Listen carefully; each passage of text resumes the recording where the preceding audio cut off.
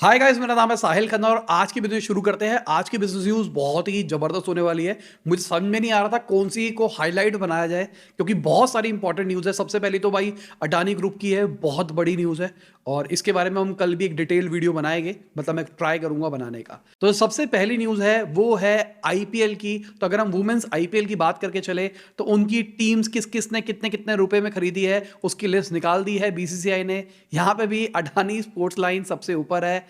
तकरीबन 1300 करोड़ की टीम खरीदी गई है, बहुत पैसा खर्च किया गया है। अगर मैं जोमेटो की बात करके चलूं तो भाई जोमेटो का भी बहुत बुरा दिन रहा है। ऑलमोस्ट 8% के आसपास घटता हुआ दिखाई दिया है। 44.35 पे पहुंच गया था एक टाइम पे। अगर मैं क्लोजिंग की बात करके चलूं तो भाई 47 पे क्लोज होता हुआ दिखाई दिया है। बड़ी चीज है अगर देखा जाए तो। अगली खबर, ये भाई बहुत बहुत बहुत बड़ी खबर है। हाइडनबर्ग ने एक रिपोर्ट निकाली है जिसके हिसाब से अडानी ग्रुप में बहुत ज़्यादा फ्रॉड चल रहा है और वो फ्रॉड्स इंक्लूडिंग मनी लॉन्ड्रिंग है। उन्होंने बहुत अलग अलग जगहों पे कुछ बना रखा है। उनके भाई के बारे में बात करी गई है, उनके भाई कभी फ्रॉड के अंदर थे 2004-5 के अंदर। उनके बारे में बताया गया कि बहुत सारे ऑफशोर अकाउंट से पैसा आ रहा है, ऐसा हो रहा है, वैसा हो रहा है। बहुत ज़्यादा डिटेल्ड वीडियो थी। मेरा मन था कि इसके अंदर कवर करूं, पर जब हमने रिसर्च शुरू करी तो उसके अंदर 2-3 घंटे लग चुके हैं, तो अभी मैं दे नहीं सकता। तो मोस्ट प्रोबेबली कल मैं उसको देने की कोशिश करूंगा, मज़ा आ जाएगा। और मैं अगेन बोल रहा हूँ कल कोशिश करूंगा, क्योंकि कल भाई मेरे भाई का रोका भी है। तो अगर हो पाएगा तो करूंगा, वरना परसों आएगा। ठीक है। तो अब मैं शेयर मार्केट की बात करके चलूं तो इनके शेयर प्राइसेस देखो किस लेवल पे घटे हैं। अडानी एंटरप्राइजेस के नहीं घटे हैं, बाकी सबके देखो किस लेवल के ऊपर घटे हैं। एफपीओ निकल रहा है अडानी ग्रुप का। अब अडानी ग्रुप की तरफ से आया है भाई, ये हमारा नाम खराब करने के वो है, हमारा जान करके नाम खराब किया जा रहा है ताकि हमारा एफपीओ अच्छा ना जाए। बाकी मैंने पहले भी बोला था, अगर कोई फॉलो कर रहा है न्यूज़ को रेगुलरली, तो मैंने उसमें बोला था कि भाई बहुत ओवर वैल्यूड चीज़ है अडानी ग्रुप, बहुत ओवर वैल्यूड चीज़ है। अगली खबर 3M की है। तो वो भी 2,500 लोगों को निकाल रहा है मैन्युफैक्चरिंग जॉब से, बड़ी चीज़ है। अगली खबर ट्विटर की है। तो भाई ट्विटर की एड स्पेंडिंग जो है, जो ब्रांड्स करते हैं, दिसंबर के अंदर 70% घटी है। नवंबर के महीने के अंदर भी घटता हुआ दिखाई दिया था हमको डेटा, दिसंबर के अंदर भी घटता हुआ दिखाई दिया है। ट्विटर का रेवेन्यू मॉडल क्या है? एडवर्टाइजिंग। वो तो टूट रहा है। फिर उसके बाद वो जो जॉइन वाला सिस्टम निकाल रहा है कि भाई ब्लूटिक पेड ले लो, वहाँ से कुछ बनेगा, पर वहाँ से उतना ज़्यादा भी बन नहीं पा रहा है। तो क्या करेंगे? ये ले तो लिया है एलॉन मस्क ने ट्विटर, अब देखने वाली बात है क्या करेंगे, क्या बैंक्रप्सी फाइल कर देंगे। अगली खबर माइक्रोसॉफ्ट की है। तो जो उनका अक्टूबर दिसंबर का प्रॉफिट है वो 12% हमको घटता हुआ दिखाई दिया है, $16.4 बिलियन पे पहुंचा है। और ये माइक्रोसॉफ्ट की स्लोएस्ट सेल्स ग्रोथ है पिछले 7 साल के अंदर। 2% ईयर ऑन ईयर ग्रोथ आई है। 6 साल पहले भी सेम सिचुएशन आई थी। ठीक है, कोई ऐसा नहीं है वर्स्ट है। आज के टाइम पे हम, जैसे मैं ऐसे ही बोल रहा हूँ, न्यूज़ में हम देखते हैं कि भाई 10 साल का रिकॉर्ड टूटा, 50 साल का ठंड का रिकॉर्ड टूटा। वो ठंड का रिकॉर्ड 50 साल का टूटा है, तो बता 50 साल पहले भी ठंड पड़ा करती थी। आज के टाइम पे हम कहते हैं ग्लोबल वार्मिंग की वजह से सब कुछ हो रहा है, पर उस टाइम पे ग्लोबल वार्मिंग तो नहीं थी, फिर किस लिए होता था। अगली खबर एलॉन मस्क की है। तो उन्होंने बोला है कि मेरे लिए पैसा रेस करना बहुत बड़ी चीज़ नहीं थी। बेसिकली वो जो टेस्ला वाला जो उन्होंने ट्वीट किया था, जहाँ पे बोला था टेस्ला को प्राइवेट लेके जा रहे हैं, उसके ऊपर उनकी हियरिंग चल रही है, तो वहाँ पे वो अपने अपने पॉइंट ऑफ व्यू शेयर कर रहे हैं। उन्होंने बोला कि मैंने तो इसलिए बोला मेरे लिए पैसा रेस करना जरूरत नहीं है, जब भी मैंने किया है तो मैं ओवर सब्सक्राइब हुआ, मतलब ज़्यादा लोगों ने डिमांड मांगी है, मैं जितना भी ऑफर कर रहा था, तो मुझे कभी भी ऐसी दिक्कत नहीं आई है। मैंने कोई गलत रीज़न से ऐसा कुछ नहीं किया था। अगली खबर, इंडिया और बीजिंग के जो ट्रेड है वो 50% बढ़े हैं। और इंडिया और बीजिंग मतलब चाइना का पंगा चल रहा है, सीधी सी बात, और फिर भी ट्रेड बढ़ा है। केजरीवाल कह रहे हैं भाई ये तो गलत चीज़ है, ऐसा कैसे हो सकता है। उन्होंने बोला हम स्लीपर मैट्रेसेस जैसी चीज़ें भी चाइना से खरीद रहे हैं, क्या हम उसको इंडिया के अंदर नहीं बना सकते हैं। अब मैं यहाँ पे अपना पॉइंट ऑफ व्यू बोलता हूँ। मुझे लगता है कि जो हम मेजर चीज़ें चाइना से मंगा रहे हैं स्टार्टिंग में, उसके ऊपर फोकस करना चाहिए, माइनॉरिटी चीज़ों के ऊपर नहीं करना चाहिए। इसके लिए मैंने एक चार्ट भी निकाला आपको समझाने के लिए। तो यहाँ पे आप देखोगे कि हमने जो टेलीकॉम सेक्टर है उसमें सबसे ज़्यादा इंपोर्ट किया है। अगर 2019-20 और 20-21 की बात करके चलो तो बड़ा है ये वाला। तो ये रेंज के अंदर मैं अगर आपको दिखाऊं तो अगर आप स्टार्टिंग से एंड तक देखोगे तो जितने भी टेक रिलेटेड चीज़ें हैं, मशीनरी रिलेटेड चीज़ें और केमिकल रिलेटेड चीज़ें हैं, ये चीज़ें हम चाइना से बहुत ज़्यादा मंगाते हैं।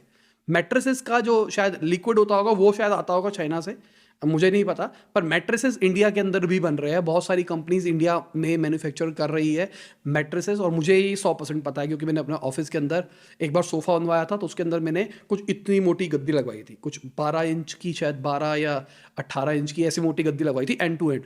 तो वो चीज़ ऑनलाइन अवेलेबल नहीं थी, तो वो एक मैन्युफैक्चरर के पास ही जाना था, तो उसके लिए हम मैन्युफैक्चरर पे गए थे, तब मैं देख के आया था फैक्ट्री कि भाई इंडिया में मैन्युफैक्चरिंग होती है। अगली खबर यूएस की तरफ से है, तो जो बिडेन है उनका कहना है कि वो अंडरस्टैंड करते हैं कि ये जो ले ऑफ है ये फैमिलीज को कितना नुकसान पहुंचा सकता है। भाई यूएस के अंदर तो धड़ल्ले से लोगों को निकाला जा रहा है एकदम, मतलब वो शिफ्ट प्लस डिलीट दबा के डिलीट मारे जा रहे हैं लोगों का फाइल, तो इस तरीके से निकाला जा रहा है। और मैं हंसता हूं तो इसका मतलब ये नहीं होता, कई लोगों की कमेंट आई थी कल परसों कि भाई तुम हंसते हो लोगों को निकालने के ऊपर। देखो सिंपल सी बात, मैं हंस रहा हूं, मतलब मैं इसको फन में कंसिडर करके चल रहा हूं, क्योंकि समझो यार जिस बेचारे की नौकरी निकली है उसका कितना बुरा हाल होगा, उसके घर में कितने सिचुएशन खराब हो सकती है। मैं फन में रखता हूं ताकि तुमको वो चीज़ लाइट लगे, ठीक है। बाकी बहुत खतरनाक चीज़ है जिस लेवल पे लोगों को निकाला जा रहा है। अब मैं यहाँ पे वो कवर नहीं करना चाहता कि भाई इतने लोगों ने सुसाइड कर ली नौकरी जाने के चक्कर में, बहुत गलत गलत चीज़ें भी होती है, मैं उतना डिटेल में नहीं जाना चाहता। मैं सिर्फ आपको बता रहा हूँ कि लोगों को निकाल रहे हैं और उनका कहना है कि भाई बिडन भी समझते हैं, तो मतलब कॉम्पनसेशन दिया जाएगा, और यूएस के अंदर ये चीज़ कॉमन है। अगली खबर मिनिस्ट्री ऑफ आईटी की है, तो उन्होंने बुलाया है कि जो डेटा और डेटा डिवाइसेस का रेट बढ़ रहा है वो एक बहुत बड़ा कंसर्न है।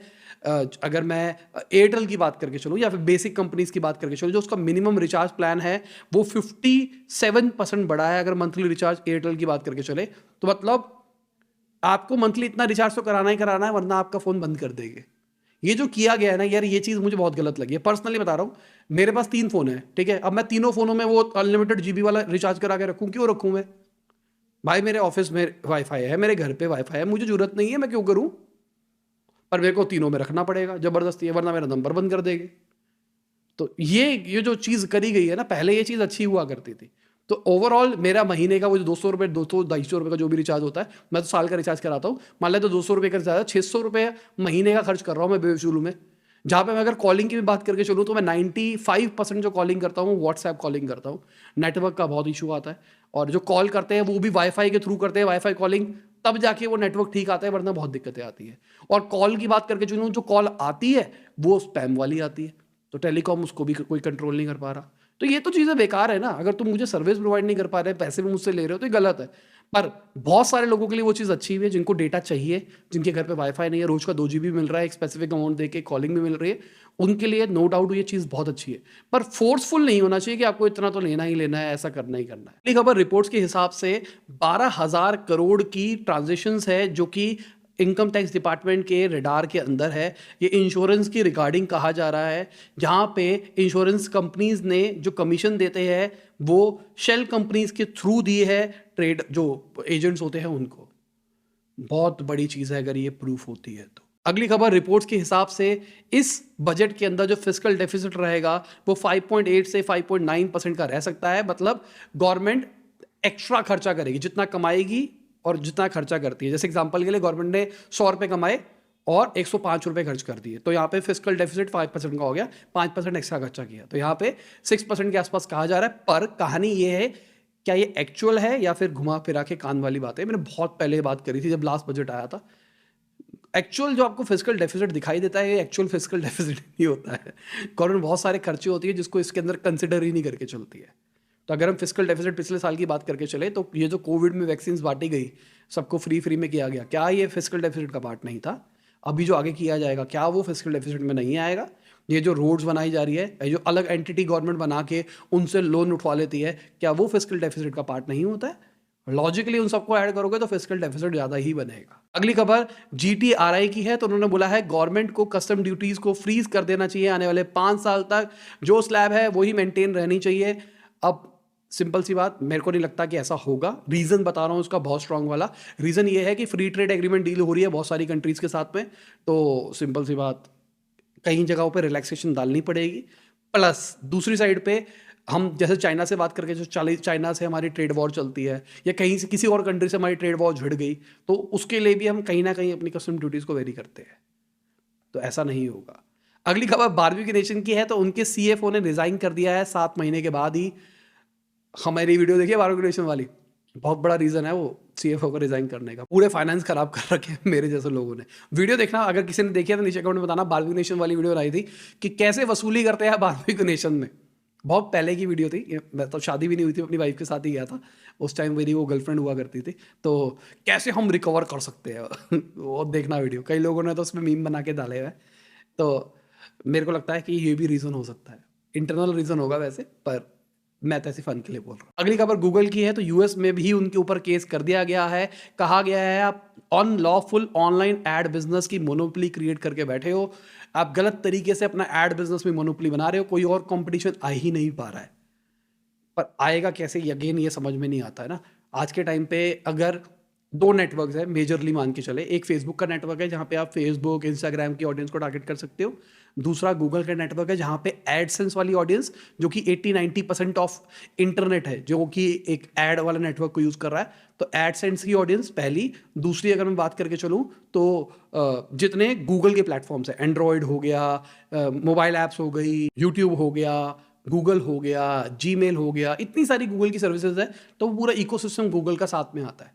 यही दो प्रोवाइडर है और क्या है। अगर मैं टिकटॉक की बात करें, चलो इंडिया से चला गया, यूएस में चल रहा होगा, बट टिकटॉक की एडवर्टाइजिंग हो गई, स्नैपचैट की एडवर्टाइजिंग हो गई, पर उनका मार्केट शेयर, उनकी टीजी एकदम अलग है। तो मेरे को लगता है मोनोपोली क्रिएट की हुई है। यूट्यूब में इनको लगा पोटेंशियल है, खरीद लो। तो ऐसे तो फेसबुक ने भी तो खरीदा ही है ना। फेसबुक के ऊपर कोई आजकल कोई शोर नहीं बजा रहा, क्या बर्बाद हो रहा है इसलिए? बाकी ये वो अच्छा रिपोर्ट करने लग गया है। अगली खबर रैपिडो की है, तो उनके अगर हम लॉसेस की बात करके चले, 2.6 टाइम्स बढ़ते हुए दिखाई दिए हैं। आप देख सकते हैं चार्ट के अंदर कि उनके प्रॉफिट किस तरीके से ईयर बाय ईयर चेंज हुए हैं, ऑपरेटिंग रेवेन्यू किस तरीके से चेंज हुआ है। अगर मैं बात करके चलूँ उनके एक्सपेंसेस ब्रेकडाउन का, तो यहाँ पे आप समझो, यहाँ पे स्टार्टिंग में अगर आप 2021 वाला फाइनेंशियल ईयर देखोगे, वहां पे इनका जो मार्केटिंग स्पेंड था वो 33 करोड़ का था। 2022 के अंदर वो 176.7 करोड़ का हो गया। और वो एकदम देखो आप, एकदम स्केल किया है। पर अगर हम बात करके चले, जो उनके इंसेंटिव्स एंड अदर चीज़ें हैं, वो 70 करोड़ पे हुआ करती थी, जो कि 213 करोड़ के आसपास पहुंच गया है। इंफ्रास्ट्रक्चर और सॉफ्टवेयर चार्जेस ऑलमोस्ट आसपास ही रहे हैं। हाँ ठीक है, मैं कहता हूँ कि 13 करोड़ से 24 करोड़ हो गया है, पर अगर जिस स्केल की बात करके चले तो उस स्केल के हिसाब से ये कोई बहुत बड़ी चीज़ नहीं है। तो रैपिडो का एक तरह से देखा जाए बुरा टाइम भी चल रहा है। तो देखते हैं क्या होता है रैपिडो के साथ में, क्योंकि बैन भी लग रहे हैं ना कई कई जगहों पे। अगली खबर पंजाब से है, तो पंजाब गवर्नमेंट प्लान कर रही है जो उनके पास में सरप्लस कोल पड़ा है वो प्राइवेट कंपनीज को वो बेच देंगे। ठीक है भाई, पैसे कमाने हैं, बहुत सारी सब्सिडी दी हुई है, तो पैसे तो कमाने ही पड़ेंगे। अगली खबर सीसीडी से है, तो सेबी ने उनके ऊपर 26 करोड़ का फाइन लगाया है और कहा जा रहा है 35 करोड़ रुपीस का उनका जो फंड था, उन्होंने उसको अलग तरीके से घुमाया है, 7 सब्सिडीज़ के अंदर घुमाया है, जिसकी वजह से शेयर होल्डर को लॉस हुआ है। कहा है कि भाई अपना लॉस को रिकवर करो, 60 दिन के अंदर अंदर एक अच्छा लॉयर रखो, फिर देखते हैं। अगली खबर फास्टैग की है, तो फास्टैग कलेक्शन 46% से बढ़ी है 2022 के अंदर। पर मेरे हिसाब से 46 से बढ़ी है, इसका मतलब 100% अडॉप्शन तो नहीं आया। गवर्नमेंट ने शोर तो बहुत मचाया था कि भाई फास्टैग के बिना कुछ नहीं होगा, कुछ नहीं होगा, फास्टैग कराओ, फास्टैग कराओ, फास्टैग कराओ। पर अभी तो पूरा अडॉप्शन हुआ नहीं है। तो ये चीज़ तो देखने वाली बनेगी कि क्या होगा क्या नहीं होगा, क्योंकि भाई लाइन में तो लगना पड़ता है अभी फास्टैग वाली में। ऐसा नहीं है कि सीमलेस एक्सपीरियंस होता है, गाड़ी उठाओ और सीधा निकाल के ले जाओ। लाइनें लगी होती है, आराम आराम से टुक टुक टुक टुक करके गाड़ियाँ चलती है। अगली खबर अनुपम मित्तल और गोयनका जी की थोड़ी सी बहस हो गई शार्क टैंक को लेके। तो बेसिकली उन्होंने एक डेटा शेयर किया जहाँ पे बताया गया कि सारी कंपनीज लॉस के अंदर है। साथ में उन्होंने यहाँ पे देखो नमिता जी का लिखा है नॉट अ स्टार्टअप। सारी कंपनीज अमन गुप्ता को छोड़ के सब के सब अच्छा खासा लॉस रिपोर्ट कर रही है। और आज के टाइम पे ये बहुत ज़्यादा क्रिटिसाइज भी किया जा रहा है, ये जो शार्क्स है ये एक्चुअली शार्क्स नहीं है। तो गोइंका जी वैसे मेरे हिसाब से आ सकते थे एज अ शार्क ना, और लोग जानते भी नहीं हैं उनको उस लेवल पे, बहुत सारे लोग नहीं जानते। तो मुझे भी लगता है यार इन लोगों को क्यों नहीं लाया गया, इन लोगों को क्यों लाया गया, ये मेरे दिमाग में थॉट है। आपके दिमाग में है नहीं, नीचे कमेंट में बताना। ये जो बड़े लोग थे जो प्रॉफिटेबल बिजनेस रन कर रहे थे, आप उनको ला सकते थे, और वो भी आजकल इंटरेस्टेड हो रहे हैं। हम देख रहे हैं बड़े बड़े बिजनेस हाउसेस जो पुराने थे वो सब स्टार्टअप में इन्वेस्ट कर रहे हैं, तो वो भी कर सकते थे, आप वीसीज को भी ला सकते थे। अगली खबर, जो हमारे आईटी मिनिस्टर है अश्विनी वैष्णव जी, उन्होंने बोला कि हमको भारत ओएस जैसा सिस्टम को सक्सीड करना पड़ेगा। बहुत सारे लोग हैं जो कि चाहते हैं ये सक्सीड ना हो, ये एप्पल और गूगल की बात करी गई है। तो भार ओएस बेसिकली इंडिया आईआईटी के थ्रू बनाया हुआ ओएस है। मोबाइल ओएस, और अभी के टाइम पे वो बहुत सिक्योर कहा जा रहा है। कुछ कंपनीज को बेचा जा रहा है इंटरनल रीजन के चक्कर में, और बहुत बढ़िया चीज़ हो सकती है, मेरे को पता नहीं। अब मैं वो वाला साहिल खन्ना नहीं रहा जो मैं यूट्यूब से पहले हुआ करता था। उस जमाने में हम रूट करके ऑपरेटिंग सिस्टम डाल लेते थे। अगर मैं वो वाला साहिल खन्ना होता अब तक मैं डाल के यूज़ करके बता चुका होता आपको कैसा है कैसा नहीं है। अगर वो ओपन भी होता नहीं भी होता, कहीं ना कहीं से तो मैं जुगाड़ कर ही लेता। तो देखते हैं, कभी एक्सेस होगा तो मैं जरूर इसके ऊपर आपको वीडियो बना के दिखाऊंगा। अगली खबर मिनिस्ट्री ऑफ आईटी की है। तो उन्होंने बोला है जो इंडिया का डिजिटल इकोनॉमी है वो $1 ट्रिलियन जल्दी ही छू सकता है, और ये अच्छी चीज़ है। डिजिटल इकोनॉमी बढ़ रहा है, डिजिटल इंडिया बढ़ रहा है, बहुत अच्छी चीज़ है। क्या आपका बिजनेस डिजिटल हुआ है या फिर नहीं हुआ है? नहीं हुआ तो हम कर सकते हैं आपका काम। अगली खबर ये बहुत गलत चीज़ है देखा जाए तो। एक यूज़र ने ओला का एक्सपीरियंस शेयर किया। उन्होंने बताया कि उनकी वाइफ आईसीयू के अंदर है, ये हाल हो गया उनके स्कूटर का, और एक्सीडेंट हुआ, और उनकी जो वाइफ थी सिर्फ 35 की स्पीड में वो गाड़ी चला रही थी, तभी ऐसा हुआ। यार ये तो बहुत बेकार चीज़ है अगर ऐसी बिल्ड क्वालिटी है, और ये एक बार नहीं हो रहा है, बार बार खबरें आ रही है। तो मेरे हिसाब से गवर्नमेंट को इस पर एक्शन लेना चाहिए, कोई ना कोई सीरियस एक्शन लेना चाहिए, और रिकॉल करने चाहिए ओला के स्कूटर्स।